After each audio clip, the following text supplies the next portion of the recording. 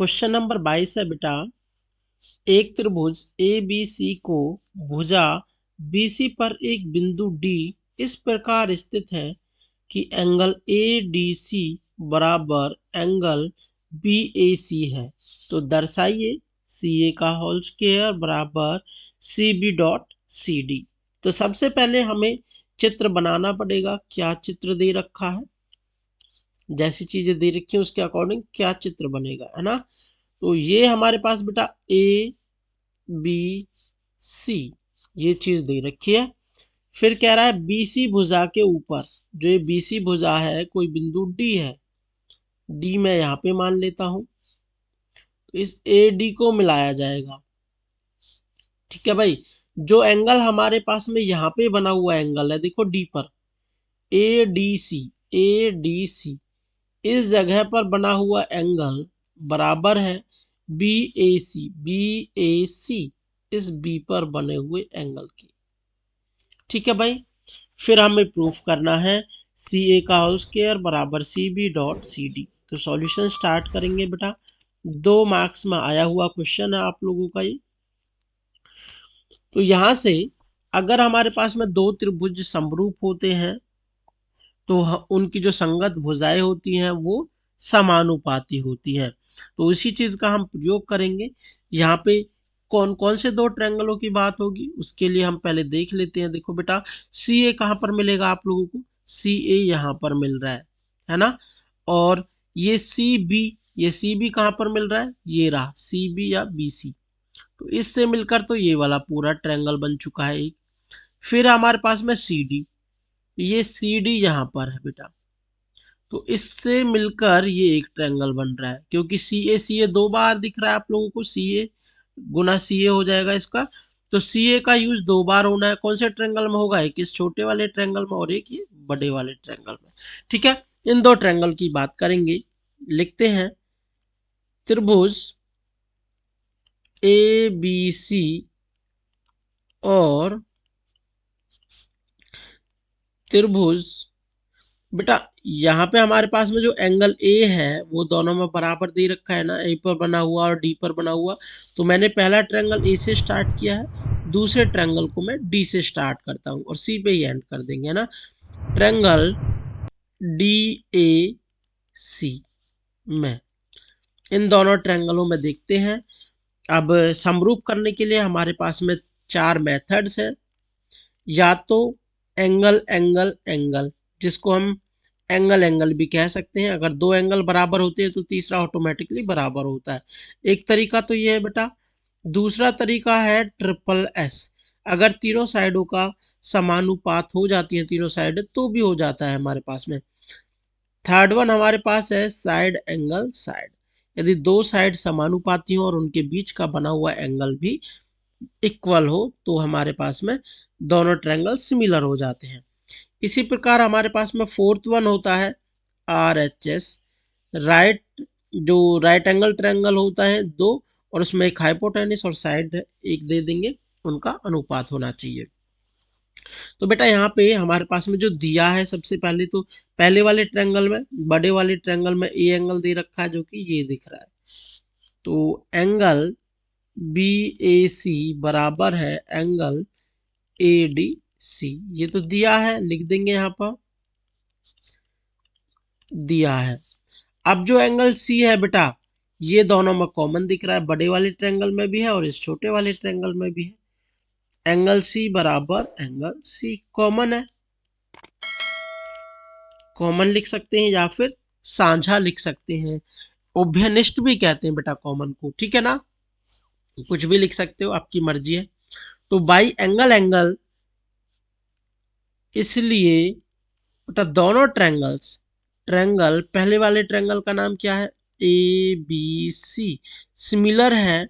अब दूसरा कौन सा ट्रायंगल बनेगा वो तो हमें पता है। देखो ट्रायंगल एक तो बड़ा वाला था, मैंने ABC लिखा, दूसरा वाला ट्रायंगल हमारे पास में ये वाला है छोटा। तो इसका नाम अब हमें देखना पड़ेगा, क्या जो मैंने ऊपर लिखा है वही उसी उसमें बनेगा सीक्वेंस के अकॉर्डिंग, या उसका कोई अलग नाम बनेगा। तो बेटा A पर बना हुआ एंगल एक D पे बने हुए एंगल के बराबर है, तो हम कहां से स्टार्ट करेंगे ट्रायंगल का नाम, डी से स्टार्ट करेंगे।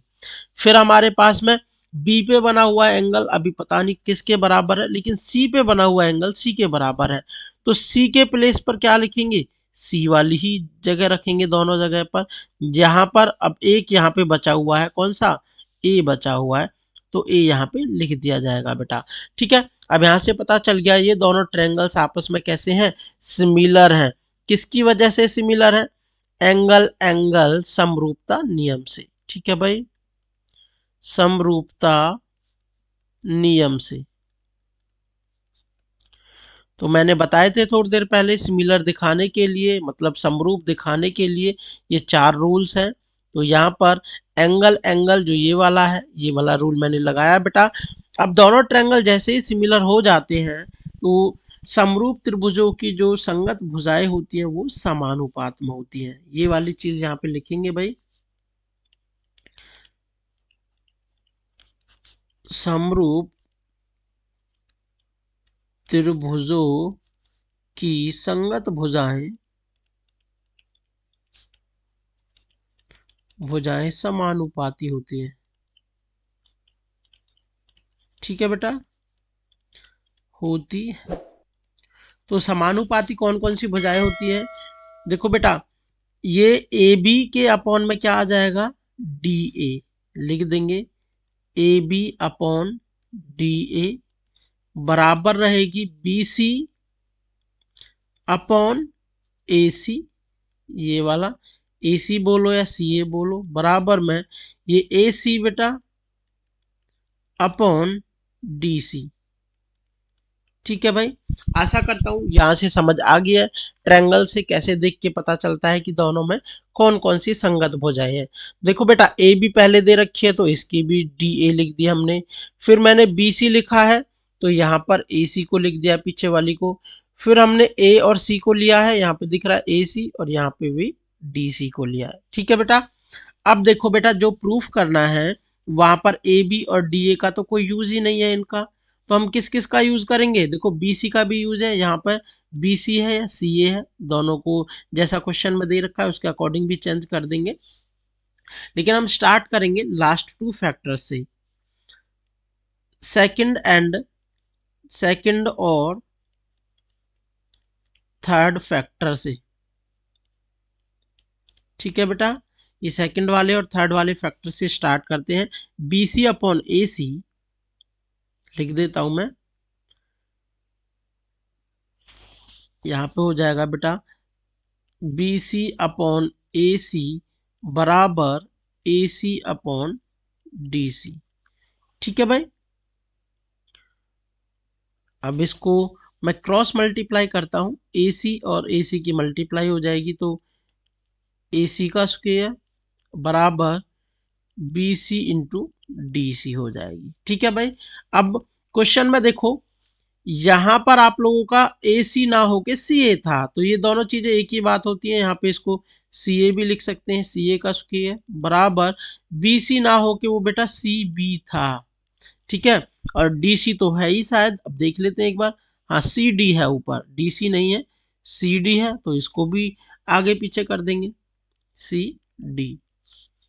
ठीक है बेटा, यही चीज हमें प्रूफ करनी थी, यहाँ पे लिख देंगे हैंस प्रूव्ड। ठीक है भाई, जैसा कि ऊपर दिखाई दे रहा है आपको, सी ए का स्क्वायर बराबर C B dot C D कहां पर है, जो हमें ये प्रूफ करना था, यहाँ हमें ये प्रूफ करना था, हम ये प्रूफ कर पाए हैं। और ये कैसे प्रूफ किया है बेटा, जो हमारे पास में ट्रायंगल्स थे, 2 ट्रायंगल, ये वाली चीज कौन कौन से ट्रायंगल से हमें पता चल रहा था कि भाई सी ए को 2 बार लेना है, सी बी और सी डी, एक बड़े वाले ट्रायंगल में और एक ये छोटा वाला ट्रायंगल, इन ट्रायंगलों में हमें पता चल गया कि ये ट्रायंगल सिमिलर हो जाएंगे, तो कहीं ना कहीं फिर समरूप त्रिभुजों के जो संगत भुजाएं होती है समानुपाती में होती हैं, इस वाली चीज का यूज करते हुए हमारे पास में ये आंसर आ जाएगा। ठीक है बेटा, अब चलते हैं नेक्स्ट क्वेश्चन पर।